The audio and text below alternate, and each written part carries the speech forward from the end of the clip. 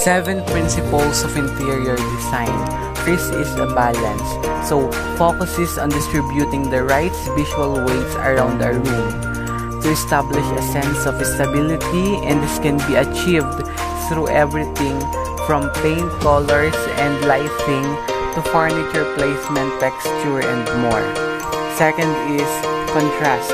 Can be achieved by placing 2 or more elements with opposing characteristics together in a space. It can be accomplished using a variety of design aspects such as color, shape, size, material, texture, or style.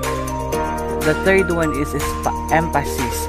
It is the purposeful development of focal points on prominent characteristics within a room to grab the attention and establish a visual hierarchy. And the fourth one is rhythm. It is all about the repetition of design elements that help to create movement within a space. Next is unity and harmony. Principles of interior designs that allow designers to create well-balanced and aesthetic spaces.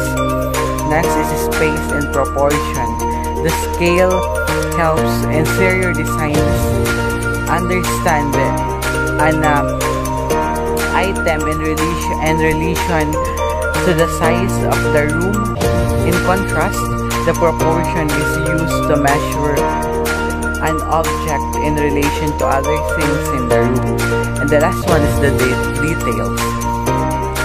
Interior designs is all about how we experience spaces. It's powerful, essential part of our daily lives and affects how we live, work, play, and